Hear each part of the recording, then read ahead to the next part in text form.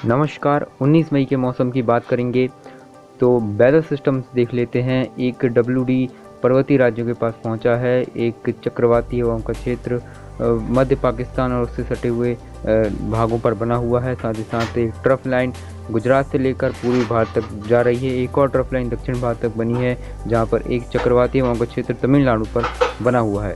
इन सभी मौसमी सिस्टमों के प्रभाव से हम 19 मई सबसे पहले उत्तर भारत की बात करते हैं। तो उत्तर भारत में डब्ल्यूडी के प्रभाव से और जो चक्रवाती हवाओं का क्षेत्र बना है, वहाँ पर राजस्थान और पंजाब के ऊपर जो है वो हवाएं जो एंटी क्लॉकवाइज घूम रही हैं।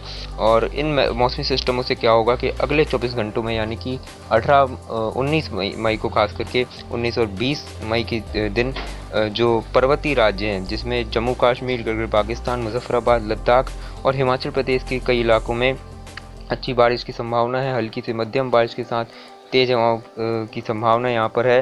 साथ ही उत्तराखंड और उत्तर प्रदेश के तराई वाले इलाकों में भी अगले 24 घंटों में कुछ एक्टिविटी हो सकती है। यहाँ पर भी तेज हवाओं के साथ गरज चमक और हल्की से मध्यम इंटेंसिटी की बारिश होने की संभावना है।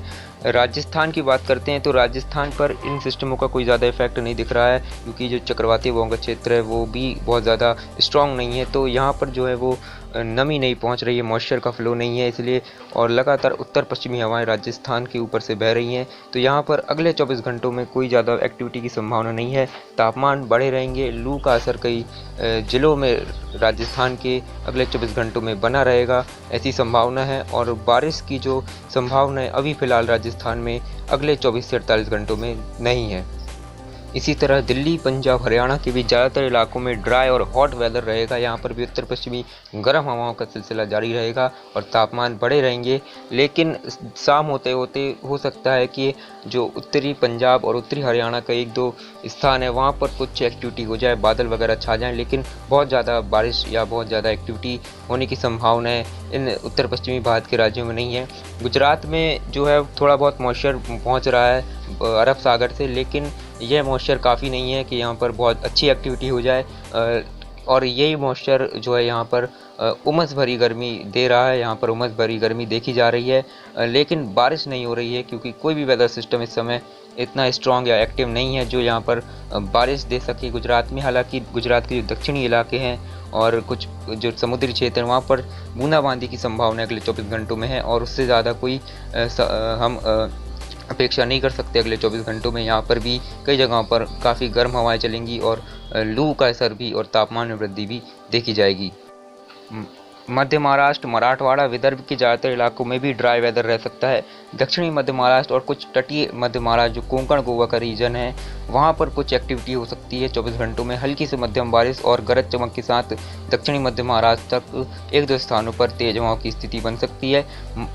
पश्चिमी मध्य प्रदेश में और उत्तरी मध्य प्रदेश में ज़्यादातर इलाकों में मौसम जो है वो शुष्क बना रहेगा, लेकिन जो छत्तीसगढ़ से लगे हुए भाग हैं, पूर्वी मध्य प्रदेश के, दक्षिण पूर्वी मध्य प्रदेश के और छत्तीसगढ़ के जो इलाके हैं, वहाँ पर कुछ एक्टिविटी अगले 24 घंटों में हो सकती है, क्योंकि ट्रफ लाइन बनी हुई है, तो मॉइस्चर का फ्लो भी थोड़ा बहुत यहाँ पर है। और इसके कारण से हो सकता है कि देर शाम को, रात के समय कुछ एक्टिविटी हो जाए तेज़ हवाओं के साथ, हल्की फुल्की बूंदाबांदी या कुछ गरज चमक के साथ थोड़ी वर्षा की संभावना यहाँ पर बन रही है। उत्तर प्रदेश के ज़्यादातर इलाकों में मौसम साफ शुष्क रहेगा, लेकिन पूर्वी उत्तर प्रदेश में, बिहार और झारखंड में कुछ कुछ स्थानों पर तेज हवाओं के साथ हल्की फुल्की बारिश की संभावना है, क्योंकि बंगाल की खाड़ी से जो मॉइस्चर है यहाँ पर पहुँच सकता है और ट्रफ लाइन भी यहाँ पर बनी हुई है। इन सभी कारणों से यहाँ पर कुछ इलाकों में थोड़ी सी राहत मिल सकती है, लेकिन उत्तर प्रदेश के ज़्यादातर इलाकों में मौसम साफ रहने वाला है। पूर्वोत्तर भारत की बात करें तो पश्चिम बंगाल में भी हल्की से मध्यम बारिश की संभावना है, जबकि पूर्वोत्तर भारत में जो हमारा असम, अरुणाचल प्रदेश, नागालैंड, मणिपुर का इलाका, वहाँ पर अच्छी बारिश की संभावना है। काफ़ी व्यापक वर्षा पिछले दिनों असम में रिकॉर्ड की गई, बाढ़ जैसे हालात बने हुए हैं। अभी भी कुछ राहत ज़्यादा संभावना नहीं है कि वर्षा में कमी हो। अभी भी कई इलाकों में झमाझम और अच्छी खासी वर्षा होने की संभावनाएँ बन रही हैं।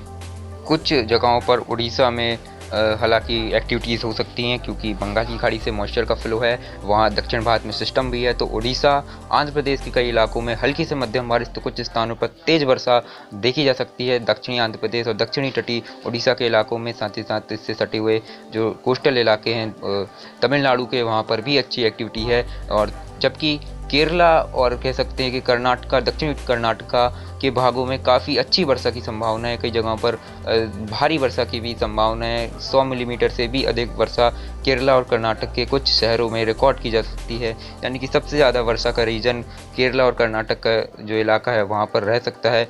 और मॉनसून अब जो है वो आगे बढ़ रहा है धीरे धीरे। अंडमान निकोबार द्वीप आइलैंड को पूरी तरह से कवर कर लिया है और अगले 24 घंटों में इसके थोड़ा और आगे बढ़ने की संभावना है और ये बंगाल की खाड़ी में थोड़ा और आगे बढ़ेगा और दक्षिण पूर्वी बंगाल की खाड़ी में इसका और आगे बढ़ने की संभावना है। वहाँ लक्षद्वीप में भी कुछ बारिश की संभावना अगले 24 घंटों में बन रही है।